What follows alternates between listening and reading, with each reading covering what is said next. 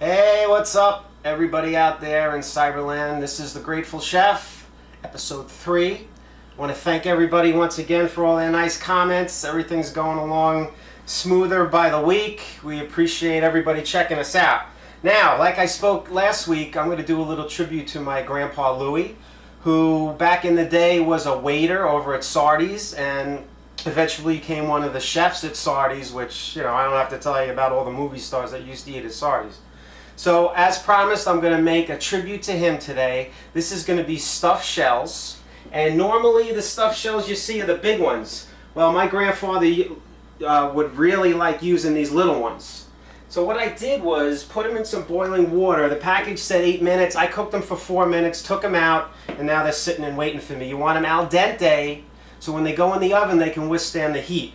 Now, I also have 2 eggplants that I cut into strips. Salt and pepper, olive oil. I bake them in the oven. Sometimes I cook them on the grill. Sometimes I pan fry them. Today I felt like baking them in the oven. So they went in there about 20 minutes, just until they get brown. Now you don't want these to be cooked all the way through as well, because like I said, they're going to be going in the oven. Now over here I have 16 ounces of mozzarella that I chopped up. Yes, mozzarella, not mozzarella. Okay, chopped it up into little cubes. And in here I have 63 ounces of ricotta. Now, actually used the skim milk ricotta today. Just felt like being healthy. So what I have in this bowl, I chopped up fresh, very important to have fresh oregano and basil. Smells incredible. So we're going to toss that in here. I have a little bit of salt, just a little. I grounded off some black pepper. Throw the black pepper in. Always use your hands, very important. And what I have in here is 3 eggs that I just kind of whipped up. Now, with these 3 eggs that I added into here, and the way that I'm going to start to whip it, and then I'm going to work into just folding it. It's very good because it gets a lot of air into this ricotta, not ricotta, it's ricotta. You know how to do it. Show the time. Okay, so we're just going to give this a nice twist here. Look at that.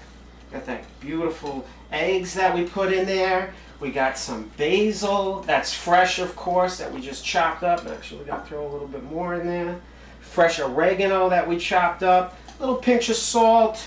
A little grounded pepper. Now, at this point, it's pretty well mixed in.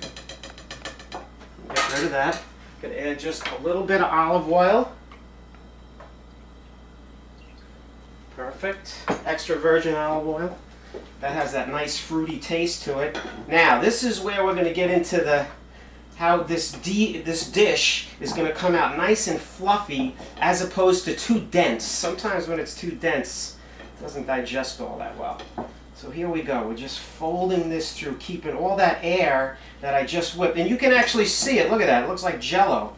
It's not all dense. It's very fluffy from all the eggs and the extra virgin olive oil. Now that's about it. I don't want to touch that anymore because we're going to lose that nice texture that we have, the fluffiness. Now, the next thing I'm going to do, just drain off some of this macaroni. And I also, when I drain this for this dish, I don't want to let all the water out because it actually adds to everything being nice and fluffy and, not so dried out. And pasta water is very good. So I'm going to add a little bit of a shot of that. Now, I'm going to start folding in some of this ricotta.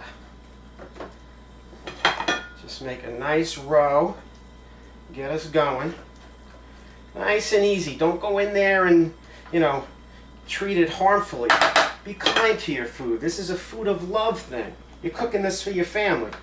Make it nice and gentle. Look at that. It's coming right together. Now it's coming together like that because the macaroni was a little warm too. So that helps. Okay. So a little bit more in this corner here. Now, the next thing I'm going to do, my grandpa actually didn't do. But I like doing it. It's my little tribute to the heritage of my family in Sicily. So I'm going to pack this down, that middle layer there. Get it all even. I also grease the pan with a little olive oil and a paper towel. Now, I'm going to take my strips of eggplant and just line them into this pan.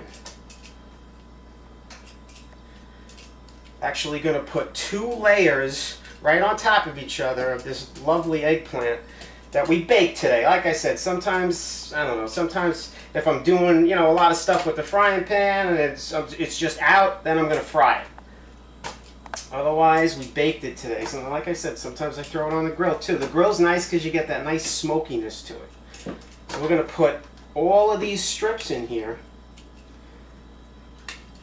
And it's going to make a layer unto itself. Almost like a little take on lasagna as well. Absolutely. Okay, so we got all these beautiful eggplants in there.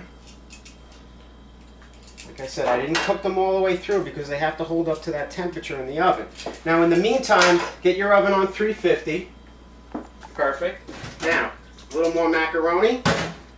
Like I said, see, you still got a little bit of water in there. That's good. Helps me mix the ricotta. Perfect. Once again, we throw this back on here. We're going to just gently knead it into the macaroni. Beautiful.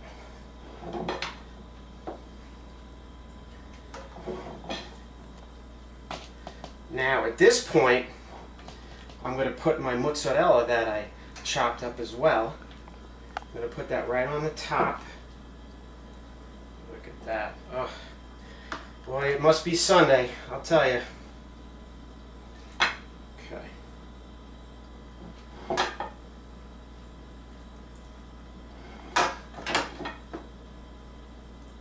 at that. So we got a layer of macaroni with our cheese that we put together. We got a layer of eggplant. Get in there, don't come on. And I'm going to throw my chopped up mozzarella right on top. And what I'm going to do is put just a little splash of sauce onto here. Pack it down a little bit. Always use your hands, folks.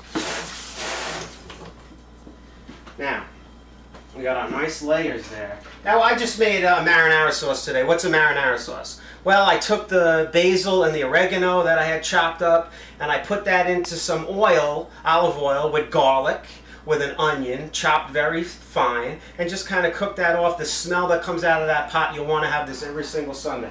And then what I did is I took a can of whole pear tomatoes, and I put them in a blender and just zipped them for a second with salt and pepper. And they go right in here. This has been cooking probably about a half hour. It's nice and red and rich. Looks great. So I'm going to put a little bit of sauce on the top of the pan. Beautiful. Okay. A little bit more of my fresh oregano, fresh basil, chopped up. Looks good. I'm going to just put some tin foil over this. Open up my oven. Put it on the middle shelf. Very important. Don't put it on the bottom shelf. It'll burn. Middle shelf. 350 for 35 minutes.